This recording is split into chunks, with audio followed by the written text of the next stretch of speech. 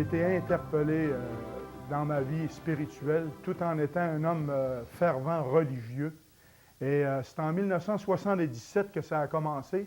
Ça a commencé lors du décès de mon père que j'ai commencé à vraiment me poser des questions en ce qui concerne la vie après la mort, parce que je ne m'avais jamais posé de questions à partir du moment où il y a eu quelqu'un qui était décédé. Moi, la personne la plus proche dans ma vie, c'est mon père. Puis c'est alors que j'ai commencé à faire de l'angoisse. J'étais très angoissé parce que j'avais de l'incertitude dans mon cœur. Je n'étais pas sûr de mon coup tout en étant vraiment fervent religieux. Puis c'est à partir de ce moment-là que ma mère, en voyant ça, elle m'a donné une Bible, un Nouveau Testament en 1979.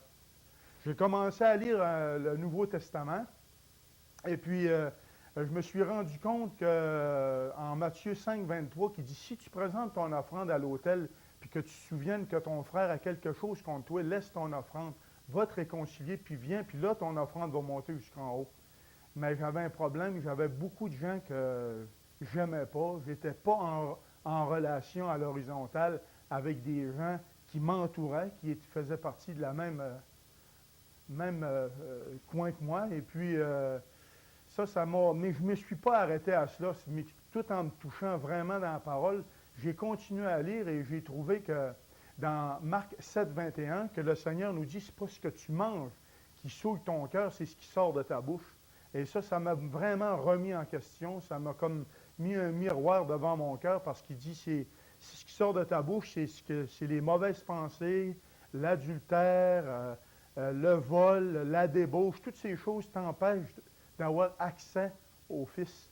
Et puis, c'est à partir de ce moment-là que j'ai été vraiment convaincu que j'étais perdu à cause de l'énumération des péchés qu'il me montrait dans la parole. Mais j'ai continué à lire tout en cherchant la volonté de Dieu. Et c'est à partir de ce moment-là qu'il y a des témoins Jéhovah qui ont arrivé chez nous.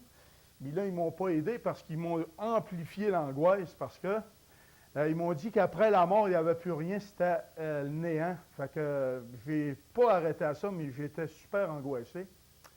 Et je pense que moi, j'aurais eu 12 pouces entre les deux yeux, j'avais peur de mourir à ce moment-là. Et c'est à ce moment-là que j'ai lu et j'ai vu dans Jean 19, dans l'évangile de Jean, qui dit que le Seigneur, que je suis la porte, et celui qui croise en moi, même s'il meurt, c'est dans Jean 11, 25, que je mélange les deux, là. C'est dans Jean 11, 25, il dit que je suis la résurrection et la vie. Celui qui vit et croise en moi, même s'il meurt, vivra. Et dans Jean 19, il dit qu'il est la porte. Et c'est par lui qu'il faut entrer pour avoir la vie éternelle. Ça y allait dans mon cœur. Ça me faisait du bien parce que j'avais une lueur d'espoir par rapport à la parole. Et j'ai continué à lire et j'ai cherché de quelle religion le Seigneur Jésus était parce que dans ce temps-là, il y avait des judaïsmes, c'était de la religion judaïste, puis le Seigneur, il dit, « Je suis, dans Jean 14, 6, le chemin, la vérité et la vie. » Et j'ai vu, il dit, « Nul ne vient au Père que par moi. » Et c'est à lui seul que j'ai compris qu'il fallait aller pour avoir cette vie nouvelle et éternelle. À partir de ce moment-là, j'ai continué à lire et à faire des recherches. Et à un moment donné, j'ai été... quelqu'un, un chrétien évangélique, m'a témoigné comment est-ce que lui-même avait compris l'Évangile, et ça me rejoignait parce que c'est ça que je voulais. C'est la certitude, ce vide à l'intérieur de moi que je pensais qui était là constamment. C'est ça que je voulais me débarrasser, puis je voulais remplir ça par quelque chose qui venait d'en haut. Et m'inviter à une réunion d'évangélisation avec Fernand Saint-Louis, qui parlait sur le retour du Seigneur Jésus-Christ et de son avènement. Ça m'intéressait beaucoup parce que j'avais lu que le Seigneur Jésus, il a promis qu'il allait revenir. Et moi, je voulais être de ceux qui étaient avec lui et non sans lui. Et dans cette soirée, il m'a simplement dit, après le message, que vous pouvez partir d'ici sauvé ou perdu.